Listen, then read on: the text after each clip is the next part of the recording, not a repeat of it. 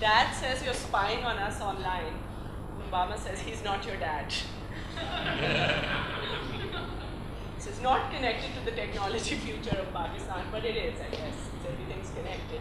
So we have with us Mr. Saklen Zaidi, who's an art critic, and he teaches art history and culture studies at Indus Valley School of Art and Architecture. No? At Karachi University. So, no, it says at IBS.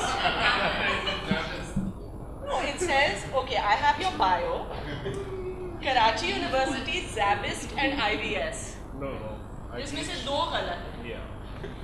It is a multiple choice question. I teach civilization studies in history university. At Zabist. So, this is an old bio, or it's a fabrication. Or maybe the other guy. Or maybe the other guy.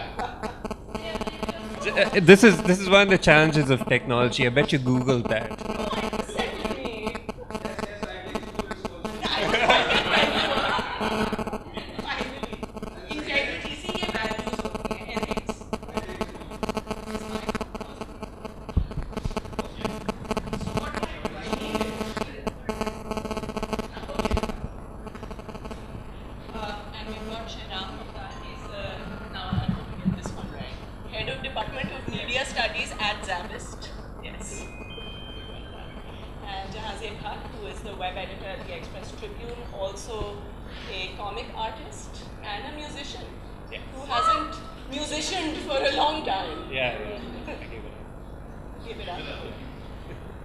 So we're going to, each of our speakers is going to speak for a little while. Shairam, you're going to speak about ICT for development. Satsa will talk about the history of something.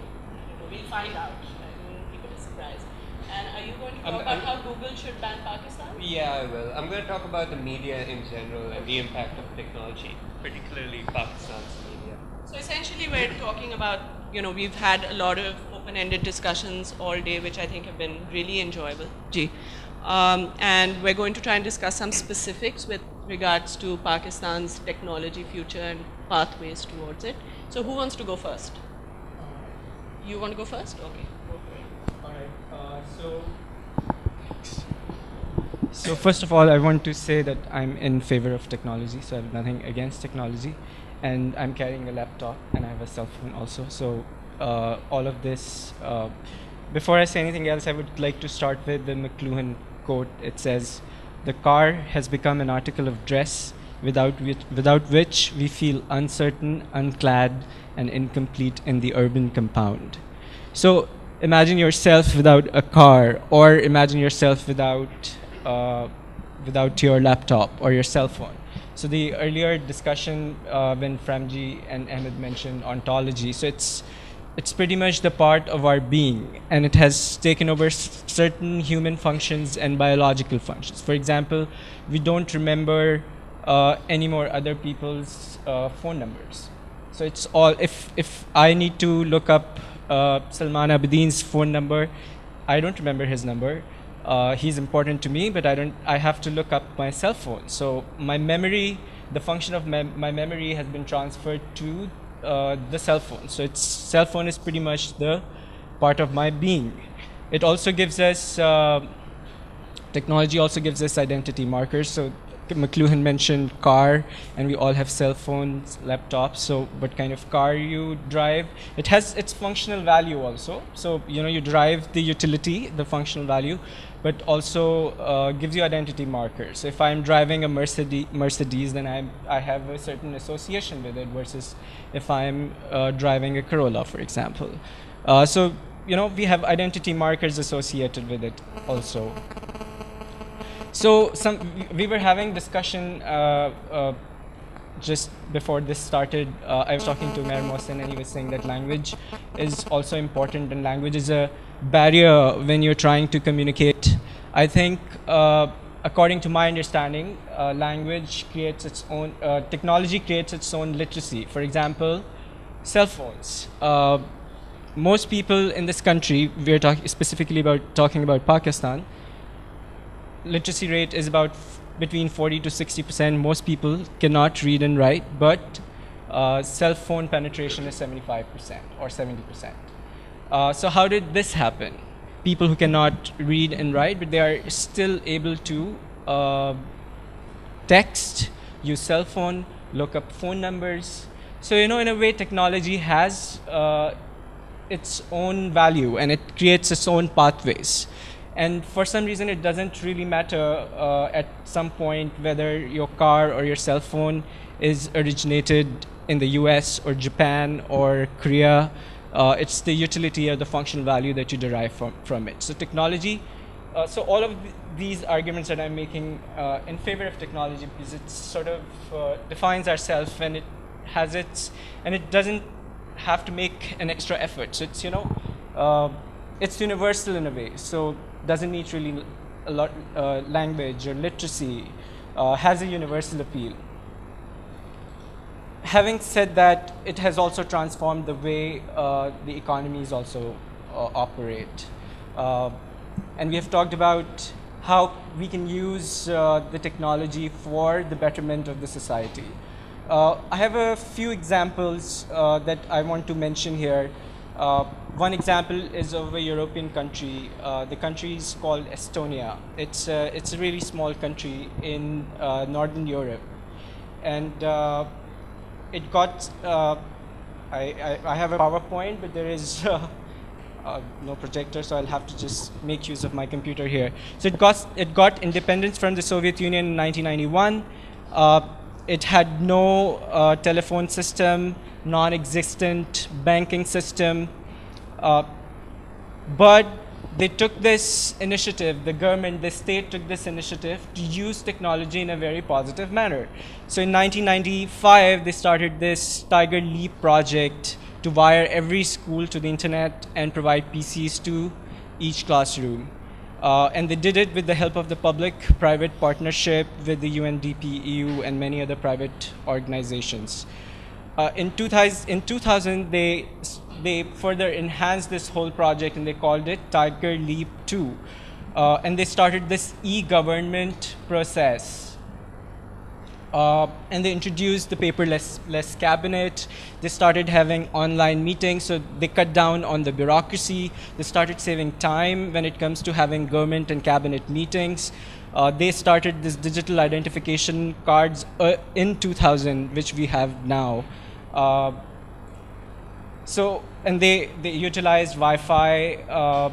It's one of the few countries which has the most Wi-Fi hotspots available all over the country in superstores, hospitals, and public transit systems. And it is the first country in the world to allow its citizens to vote via the internet in 2007. And in 2011, people were able to vote using their cell phones. So, the use of technology for the benefit of the country, for the development. 97% of the banking transactions are done online. Majority pay taxes online. There is a vibrant technology sector. The Skype that we use these days, it originated in Estonia. This also points to, I wanted to point out another thing from this discussion, that we have this assumption that technology only originates in the Silicon Valley, in Seattle or California. So the Skype, one of the major technologies that we use, it originated in Estonia. But then... Can I just cut in? I just remember this kid who I was trying to bring the people to one of our events who was in Khyber Pakhtunkhwa.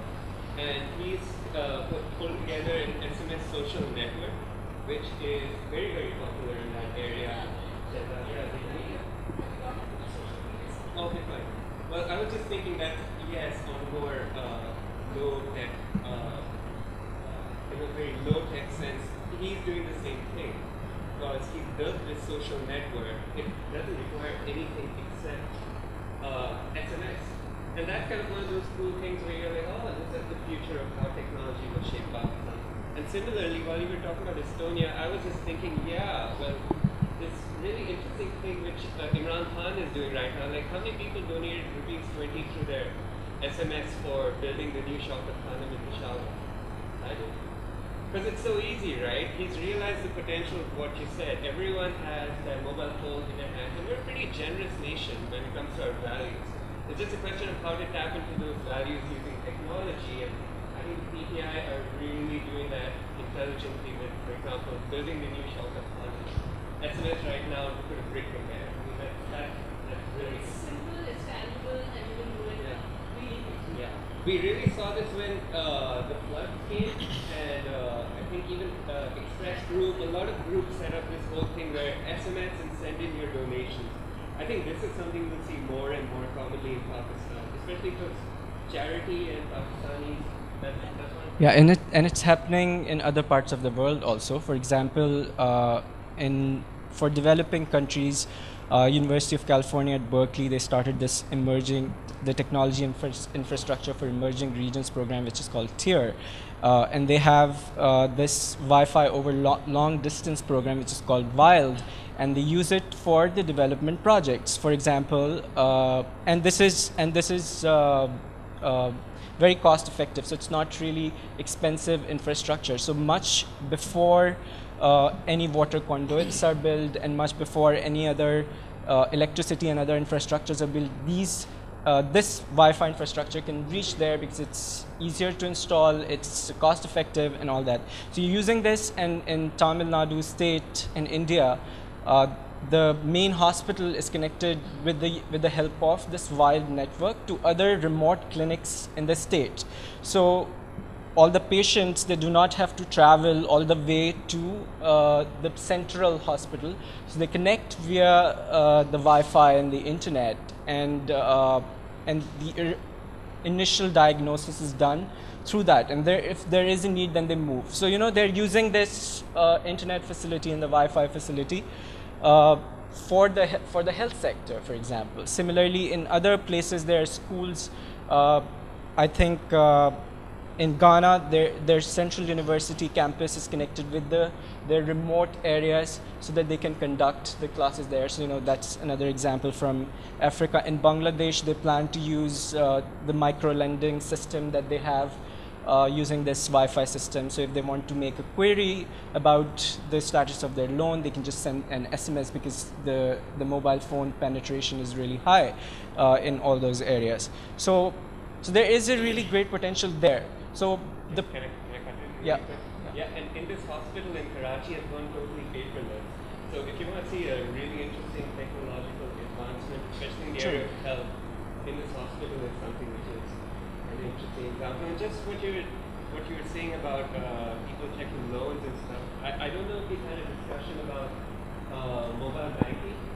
Have we talked about it? 3.5 billion rupees changed this last annum.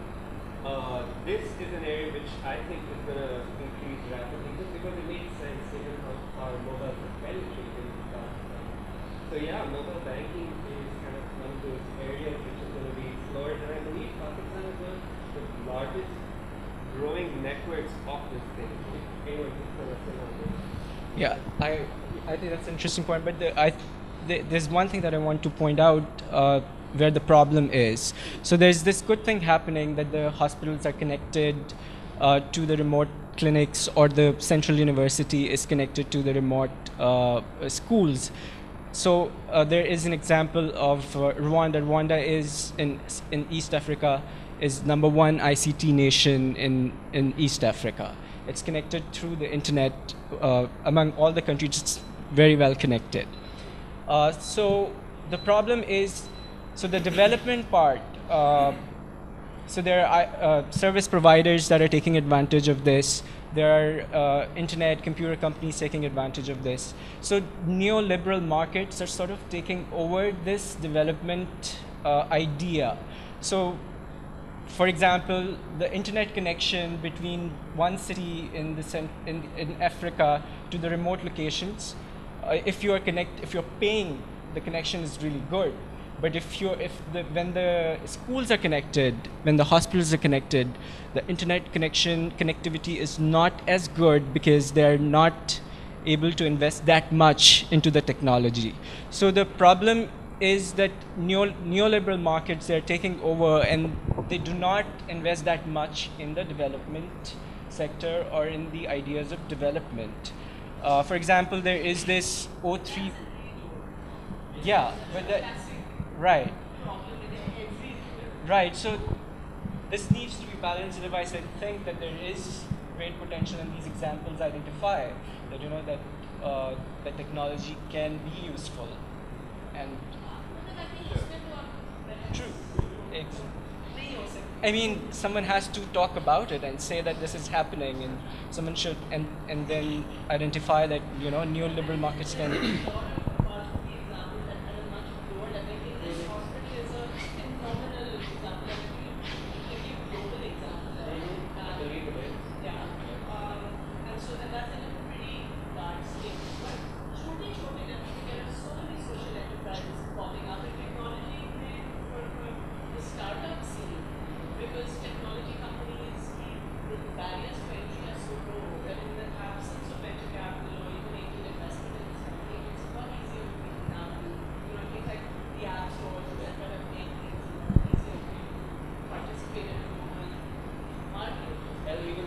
Selling baked goods on Facebook.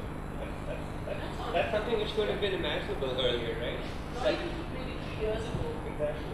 So, I mean, these things are really exciting. Some of the non-exciting aspects which I can go ahead.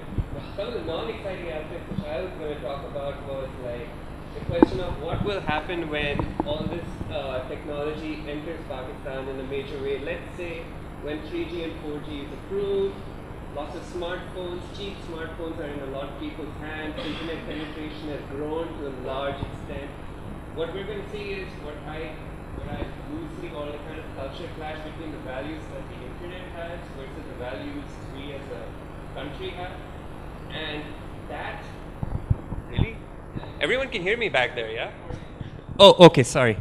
Yeah, so that clash of values is what scares me about the future of technology as it penetrates into Pakistan, because granted, all the servers are in America, the language online is in English, there are certain values embedded in companies like Google and Facebook, values which us as a crowd take for granted, and we don't even think about it, oh, Google is thinking about open access for all, free. These are some of the ideas which go into a product like that. Or Facebook, which is kind of thinking, independent. All of these are like ideas which are encapsulated within these tools which we as Pakistanis are using. And what happens when these are not our values? And we've seen that when it comes to the question of blasphemy already.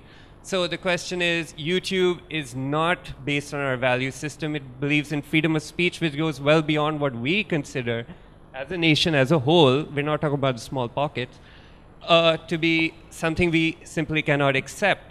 This is going to increase and increase as time goes on, and this is where I'm worried in terms of what will happen when internet penetration reaches a level where we have a problem of what can be allowed, what can't be allowed, what is going to be censored, because right now if you look on the internet, we've got, it's what I consider the Wild West of Pakistan. It's the one place where you can go, you can say what you want, do what you want, set up what you want, there's not really that big an issue. We don't even have laws, we don't have cyber laws right now, so you can get away with a lot of stuff in terms of what you want to do or what you want to say, but how will this translate 5 years from now when we've got a huge population online, when it's no longer just, the PTI crowd there, there's a whole lot of audiences which a lot of people are interested in. And how will the power players then deal with that? How will... A breakdown of civilization is what I'm talking about, guys. Because inherently, matlab hum tamiz ho. Well, I don't know. I'm trying to be nice here. Usually in my columns, I'm like, God damn you Pakistanis, why don't you listen? But yeah, I do fear that the technology is not the issue. The issue is what are the values which come with that technology and how we're going to deal with those values. And I think it's about human dynamics, right? I mean, Yeah. we were in the earlier panel, weren't we talking about the fact that technology technology has no values, right? I mean, a car... That can be debated, actually. Yeah. No, I'm saying this is what they were discussing in the previous panel. ठीक है. है ना? But I mean, Evan's argument is that there are certain kinds of social forces and social values that Right. particular points in time. Sure. But then the technology itself, the actual mechanics of the technology itself doesn't have a value or ethical system. Or at least that was It's like the universe has no values, right? Yeah. Yeah. So let me give you an example. Let me give you an example of that. A really good example, which I like to look at. Facebook. All of us use Facebook, right? And we have all a bunch of normal friends, and everyone stays within their social bubble. I like to explore outside that bubble. I've let Sabine in on some of the stuff I explore. I like to follow extremists and militants on Facebook because that's my thing. It's really fun because all these Pakistanis who were all like, oh, we hate Facebook, have suddenly realized, hey, this is a great tool for us. So now you got Sipai Sahaba, North Nazmabad branch number this with their own Facebook group. You know, that's kind of cool. Can you imagine like the Sipai Sahaba in North Nazmabad coordinating through Facebook? I find that fascinating. This is another one of those aspects of technology filtering into our lives, yeah? It's not just about the early adopters, which kind of I consider this crowd to be. It's about what happens when it penetrates much further down. So I have another example for... ये भी record हो रहा है. So for example, you're talking about this crowd. So I was researching in Seven where the Mazar of Lal Shahbaz Qalandar is, and at the occasion of the Urs, where they were singing hymns and they were singing praises and whatever. So the whole crowd is there, and it's mostly illiterate population. Everyone's cell phones like this in the air. You know, so technology has made its space. It's transcended and leapfrogged Yes, literacy so- as we know it. Yeah, so your earlier comment about that we're a good nation, I think, you know, it's just happening. You can't really say black and white. No, don't I know, was how just do you being, categorize. I was being not just- flippant. Right, I know, but I'm just saying that, you know, there are gray areas. You can't say No, of good course. or bad. You know. Woh, na, we were talking about binaries earlier. You simply Yeah. can't. So I don't know, where would you categorize that? Like, you know, people using their cell phones just to record hymns, and like, it's not 1 or 2%. It's like so many cell phones up in the air. It just is. I mean, I that. think there's nothing to say. It's happening. There's nothing to say, it's happening. The telecom You can't stop the deregulation flow. was one of the most interesting things that happened in this country, where you can actually go to a pan ka khoka and get a SIM card, or you know, it's so easy. It's 50 rupees, or in fact, the SIM card is free, and you'll get credit for 50 rupees. So you can be up and running in no time at all. Right. And that is what has enabled this mass adoption. And there's nothing to say. This is a reality. And you know, Shehzad's example, or we talked about Pring earlier today, that, and when we did that civic hackathon here, right, that everyone was cognizant of the fact that if you're going to use technology to solve civic problems in a city like Karachi or other cities of Pakistan, you're going to have to incorporate mobile into what you're doing, because everyone does not have a computer, and if you can use SMS to solve a lot of those problems, then Why not? then why not? And hopefully we'll see SMS as currency at some point. I mean, that's what Easy Paisa is working towards. All these ideas, and similarly with those charity ideas, send an SMS and 20 rupees goes. SMS as currency will be something which, fingers crossed, is something positive which Yeah. we'll see come out. You had a But question. we haven't heard from you at all. Yeah.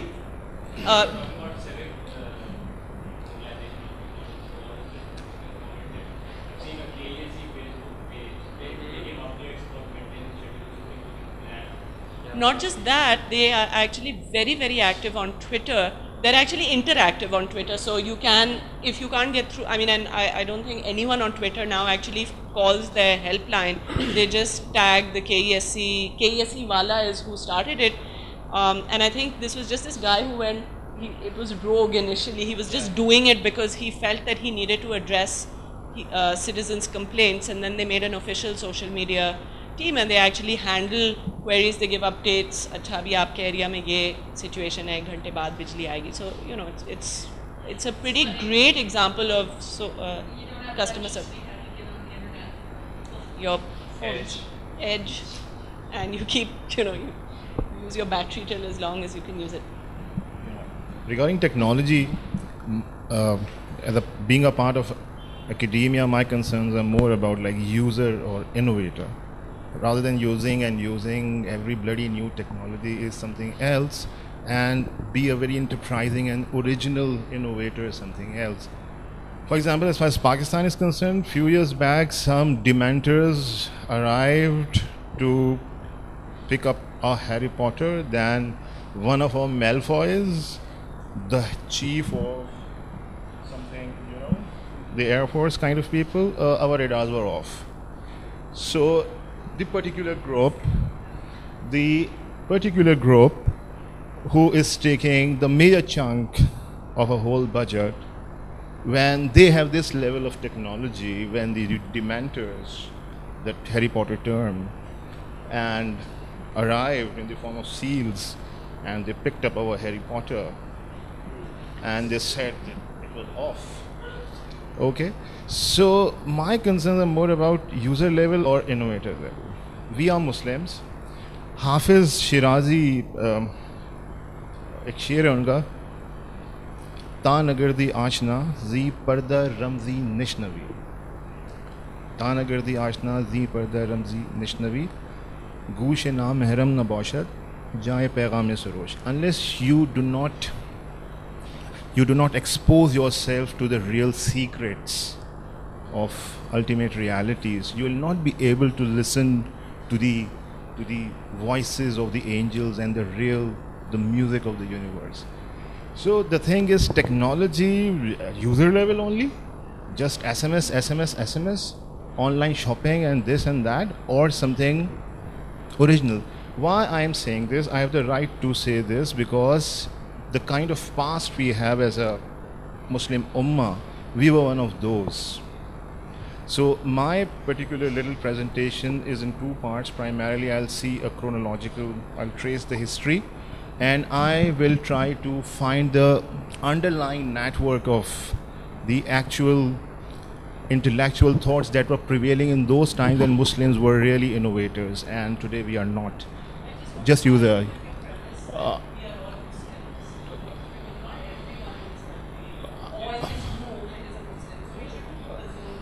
okay, yeah. So, as an Ummah, I'm talking about it from the Islamic Republic of Pakistan's perspective, because my particular presentation is from the perspective of Muslims. That's why I use this. Take it. Nothing harsh about it. As if you let me complete it, you'll come to know this whole thing. So, first of all, from 900 to 1200, this is a very important time period for the Muslims. Okay. For example, they started doing many unusual things. First of all, they started, one of the caliphs, he actually started this, he commissioned this project to translate all the available knowledge into Arabic, because Muslims were invading different countries and they had so many people to take care of. So initially they set Arabic as a main language, plus they started translating all the intellectual texts of contemporary times into Arabic, and they used to give very high rates. They used to give, like in contemporary times, $20,000 to $30,000 they used to give for any particular piece of translation.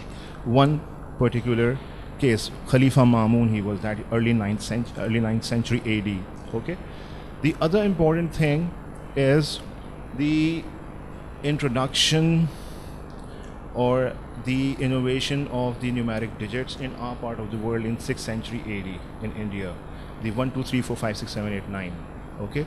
Roman numerals have this other kind of thing, 1, 1, then 5, V, then X kind of thing. So it was very difficult to calculate. They introduced in India in 6th century AD, they introduced this 9 alphabets. And then one of the Muslim scholar, Khwarizmi, actually synthesized both of these things.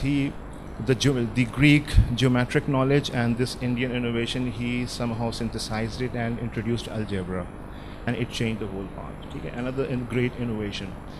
But there's a whole underlying pattern that was prevailing. Why we had people like that who had great extensive orientations? Okay? Because in the early 19th century, people in the West shared this notion to the world out there.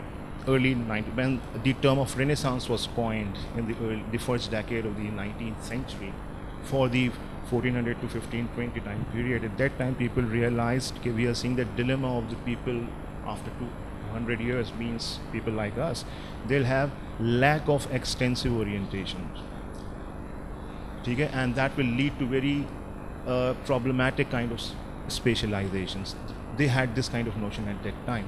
So my point is, I mentioned Khwarizmi, I mentioned this gentleman Mamoon, and we have a whole list. Then we have Bu Ali Sina, Al-Qanun, right? He managed to complete this monumental tasks that even West had been using for like more than 700 years, because somehow he did not come into the trap of Mahmud Ghaznavi, because he had been hunting to get him to be a part of his court, and he has been running from one country to another. Bu Ali Sina, I don't want to be a part of the court of this gentleman because I want to do something of my own. And he was running here and there in like 1020s, and he completed his monumental work in 1055 approximately, Al-Qanun. Another great person.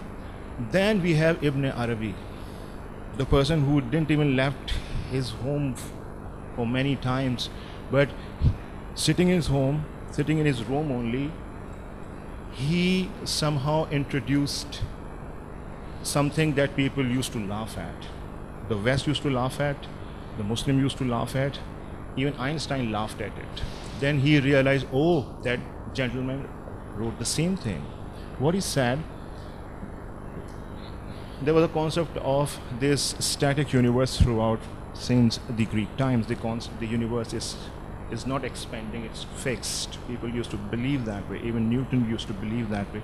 Einstein in his early times believed that way. But this gentleman, Ibn Arabi, mentioned that universe is constantly expanding in every direction. And he even coined a unit for that, and he gave the particular exact kind of calculation at which rate. And it was early 11th century. Okay? It was early, I think 12th century, 1100, 1150s. Then after like 800 years in the 20th century, science reached this stage and started believing, oh, that gentleman wrote this exactly right thing, that the universe is expanding from in every direction. How? It's the other story.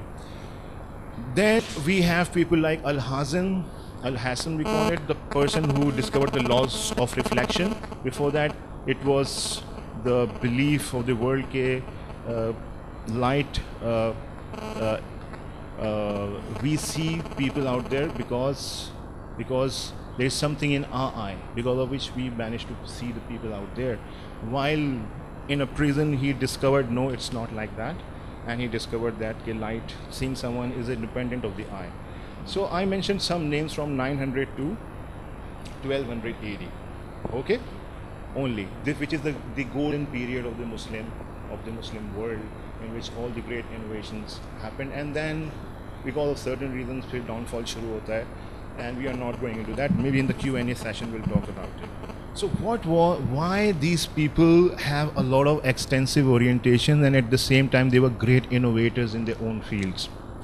What was happening? Religion wasn't interfering with the science they were working on. What was actually happening? Okay?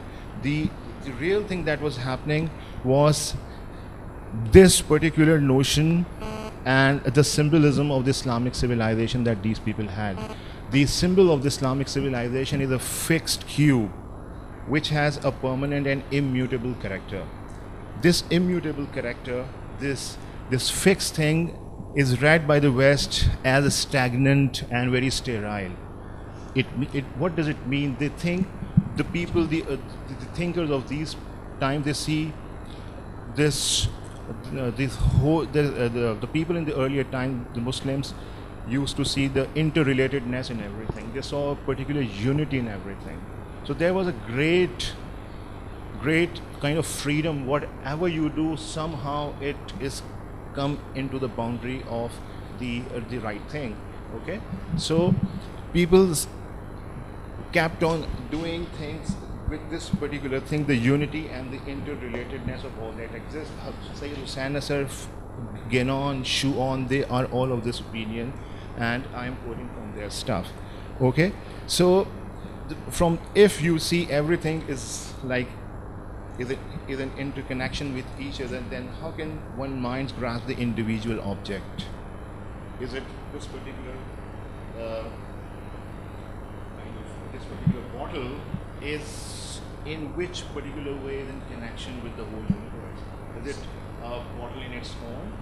Should I will see that I'll see this bottle from the contextual link of the whole universe, or I'll see it in its own entity. So just to can I ask you a question? So your premise is that we're not innovating in the 21st century. What are the reasons for that? Yeah, and can we link this somehow to Pakistan's technology future? Okay. So there's a strong unitary point of view where the mindset was actually weaved in this way, and people were given the primary training in this way. And such people were called hakims in our particular civilization. They have extensive orientations, and the very important thing that we should not miss, so that we can plan our future generations as innovators, is every person or every branch of science, in every branch of science, one was not allowed to go on an infinite level. There was a particular boundary. You have to go till this way. And they used to give this analogy. Descartes gave this particular analogy of a tree, and these traditionalists gave this analogy of a tree, because the hakim or the wisdom is like the trunk of the tree, and the branches are like the different branches of the sciences. If you let one particular branch keep on growing forever, it will disrupt the whole system. No, that's absolutely not true of science. Science continues to progress and it continues to branch out from where it gets strong. It innovates and moves Let me forward. complete. How can that possibly be? I don't Actually, I had to. Just one second. We have 10 minutes in which to wrap up the entire session, and he hasn't. You have just for me. So we also want to get Q&A. So if you could just come to a Okay. The thing which remains there till a certain point of time is not applicable in our times, because this is 21st century and that we have achieved a lot. So what we should do, our people have done with this particular notion till this particular time. I mentioned only 300 years. There's a whole downfall after that. So there is a great need to gauge the essence of our mentality. We need to gauge this particular thing when the Britishers arrived in this part of the world. In the parliament, they discussed and they said, cut off their link with Persian, Arabic and Sanskrit. After 200 years, they will have nothing to think. It's right there in the book I shared from Shamji, right? So we need to understand, we need to discover our real essence, the way we think, the way our DNAs are structured, the way this whole pattern of civilization is. So it's not applicable, you're right. Well, what we get, I mean, if we continue down this line of thinking, what we'll get is nil at Facebook. And that's, I think, essentially what we're coming down to. I mean, you have your point of view. I would personally argue that religion has nothing to do with the sciences, and it should just be. I think we shouldn't conflate that. Yeah.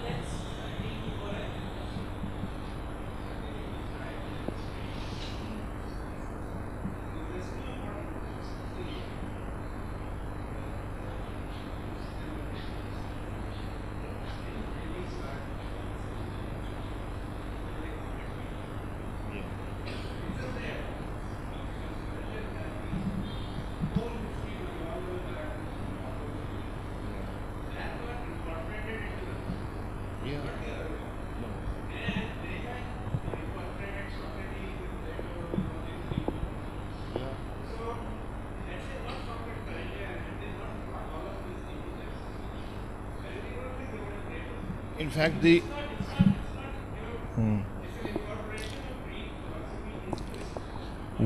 well, if you go into details, the Renaissance that occurred, it all because of the Latinization of the Arabic translation of the Greek text. Right. unless these Muslims did not translate But it. how did they get into the Arabic? It came from Persia, not from. I'm not against it. Yeah, obviously they were. I think there's a more fundamental issue. If you're talking about the 21st century, and Salman will remember this. A few years ago, we had a student who was writing his thesis, his final year thesis, on education in Pakistan. So as part of his research, he decided to infiltrate a madrasa, and I don't remember which madrasa. Salman, do you remember? Arsalan. Yeah. And he took photographs using his, of course, his phone of the qaida that they were using. And amongst all of the other representations in the qaida, Gaf is for Guna had an image of every single technological instrument that you could find. So essentially what you're fighting against is an educational system that's predominant or prevalent amongst a certain class, and it is a class-based educational system, where the very notion of technology is structured as somehow taboo or sinful or something that you should not touch, go near, participate in, engage with, right? So if you're talking about technology in Pakistan and you're talking about giving technology to the quote-unquote masses, and I don't understand what that word means, but, right, then what you're fighting against is an entrenched understanding or an ideologically structured understanding of what technology is, right, and what it does, what it provides.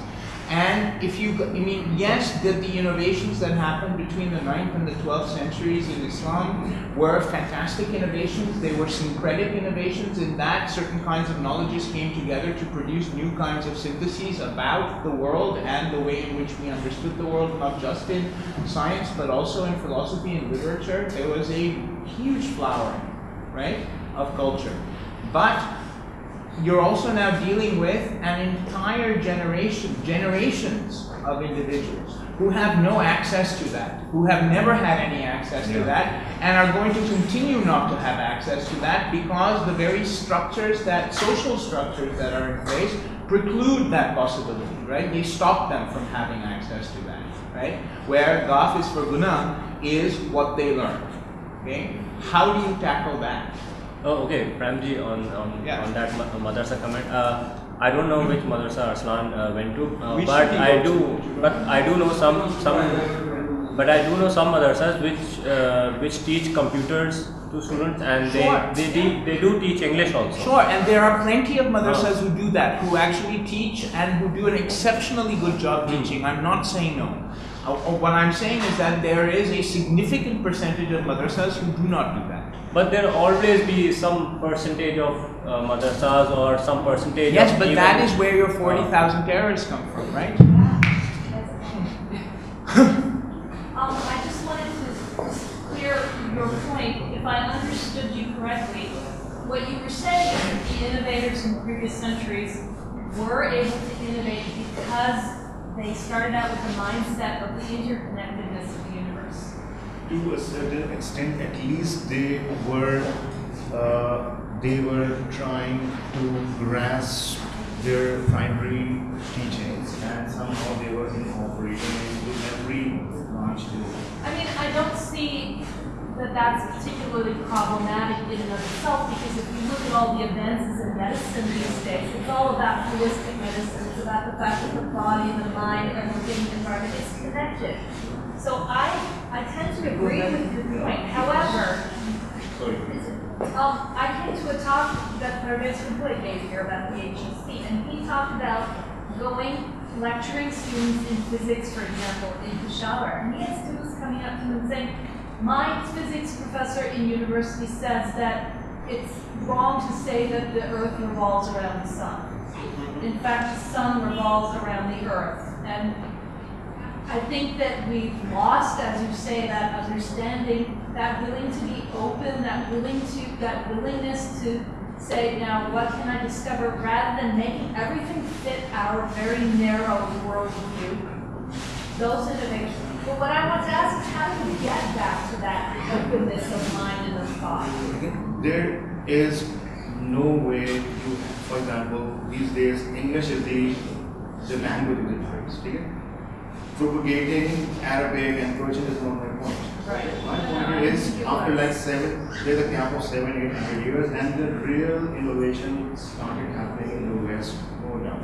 After Renaissance, things started happening, and they're the leaders now. We are just taking their things, crack videos and everything, right? So the thing which is important, our kid, most of the kids, not the grammarians and the Nigerian people, आम बंदा पेश है, अपने वो घर में उर्दू बोलते हैं, इंग्लिश में स्कूल जाके अंग्रेजी, वो IBM के टेस्ट देते हुए डरता है मैं अपने आप को डिस्क्राइब कैसे करूँ, right? So we have to find ways कि at least thinking process, Iran में आप जाएं वहाँ सब्जी वाला भी वही फारसी के ज़बान में प्रोग्रामिंग की किताब पढ़ रहा है, जो कि एक यूनिवर्सिटी वाला पढ़ रहा है, he understood, right? So we cannot convert everything into Google. Even Hakim Saeed was unable to do it. Lekin what we can do, we can transform at one level we need to incorporate English at a good level, plus we have to introduce our own languages at a real good level like Persian and Urdu, because maybe we will not use it. Lots of people don't accept Urdu as like main language. Absolutely. I mean, what about them? My whole point would be we have to do the exact opposite thing. We have to realize we're cosmopolitan citizens living in a rather large world and come to terms with that. It's not about going backwards and trying to look at, well, let me navel gaze and see where I can find something over here to like build upon. No, and I think we can certainly talk about the innovation issue. There's a lack of innovation even in Silicon Valley today. I mean, well, they're sitting there trying to, instead of solving the big problems of the world, they're making like buttons. But okay, so your IT minister of Pakistan, you have an unlimited budget, carte blanche, no one telling you what to do, what not to do. What's the first thing you would do? 3G and 4G technology. जब ख्वाब देख रहे हैं तो 3G को No, 4G की बात I would work on getting internet penetration as far into all the semi-urban and then rural areas as possible. What would you do? Whatever. The first thing. Your first, like, 1 week in office. So there was an article in the Tribune just a few weeks ago, I think about 10 days ago, right? So the flip side of this is that the TTP in Islamabad is sending letters of extortion out on letterhead, directing individuals to their bank account to wire transfer money, right, to their bank accounts in Dubai. Okay. So in a sense, these people who claim to think that technology is fundamentally sinful and taboo are using particular forms of technology. Why do they need the money? I'm assuming to buy arms and ammunition and to pay their workers and to supply and to staff and to sustain their madrasas and any number of other reasons, right? But that clearly the issue here is the money. It's not about anything else, right? And that if in the means to justify, the means to gather that money is that if you have to use technological means to do it, it's acceptable simply because it is structured in relation to a higher purpose or a higher cause, right? They're beheading videos online. Sure, yeah. Sure, it's right. And so they're using technology as a way to it's a kind of, it's a different kind of terrorism, right? It's a kind of psychological terrorism that uses media communication channels to proliferate images that are, in many ways, truly fundamentally disturbing, right? But what was the larger point? Maybe on that note. No, here it is. So essentially, so the Nawaz government, for example, and any number of individuals, politicians, not just in our country, but in the world today, use these technologies as well to do similar kinds of things, to actually extort or to find money in places where they would ordinarily not be able to find money, transfer that money, move it around. We are living in a capitalist world.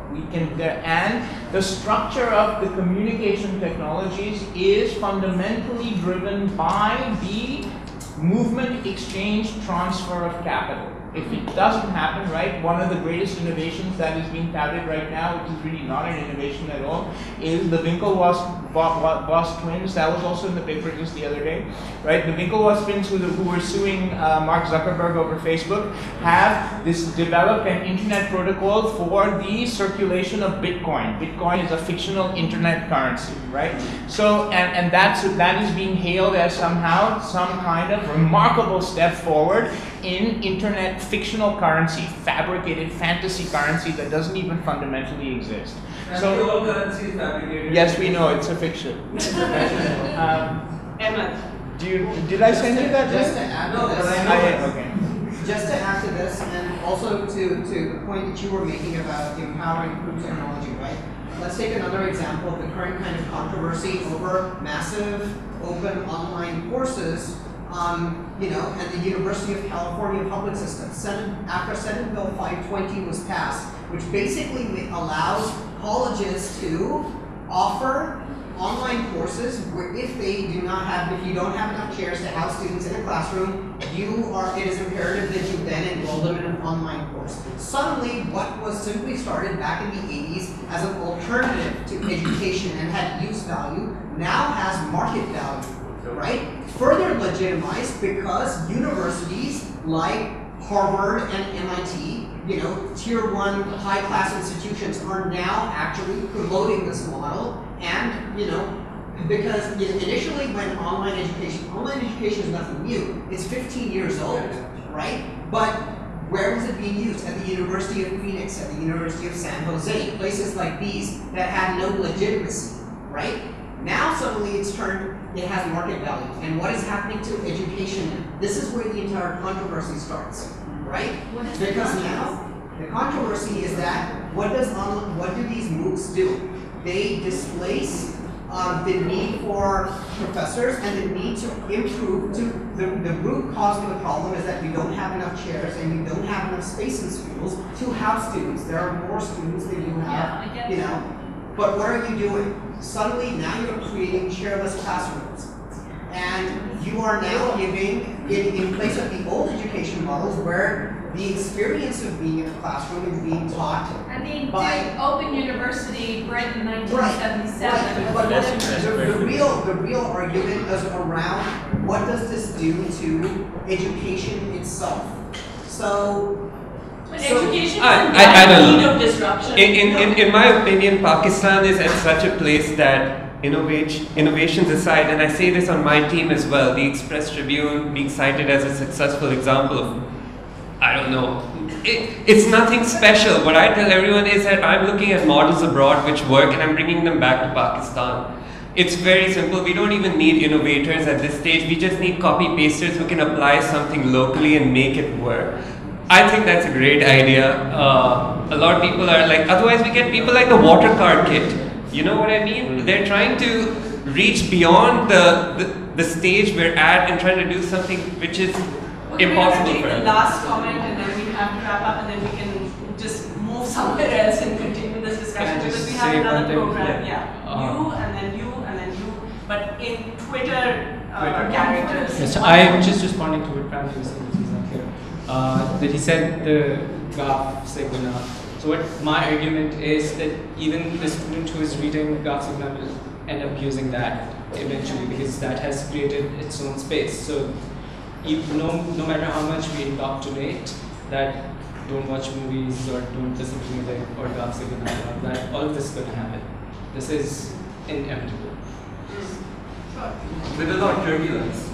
My comment is that I think it's very disturbing and dangerous to draw a line between our values and their values. There are certain human values that transcend West and East and Islam and blah, blah, blah. And these are human values of progressive openness, education, tolerance, all these things. I think that this is, and again, I said this in the last panel, but if the technology is not serving humanity to promote these values, and it doesn't matter what label you put on it, Guna hai, Western hai, Islamic hai, blah, blah, blah, it's detrimental to humanity at large. But, despite the fact that we might not want all those values Western, they are exactly ours. So we say progressive liberal. They used to be ours as the gentleman said. They used to be. Why can't they be again? But the artists is happening. They're not. That's true. I think being Muslim or not is totally irrelevant about the person that you are. And I think by and large, our country is not bootstrapping. That's the real question. Just to Can we just, because she has Yeah. Go ahead, just talk out. Actually, I just wanted to make a point that with Pakistan, for instance, the problem is that we are very skeptical to new technology, especially if it's from the West.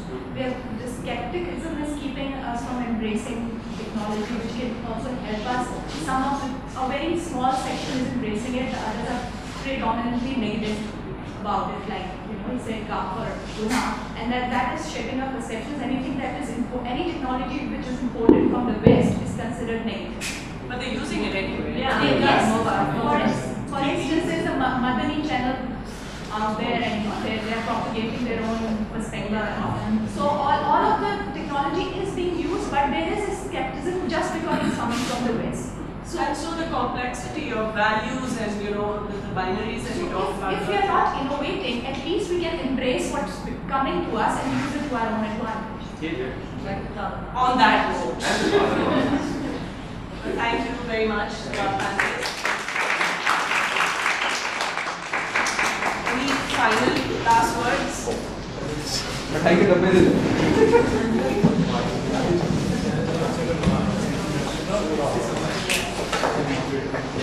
Oh, it's different. Yes, it's a moderator.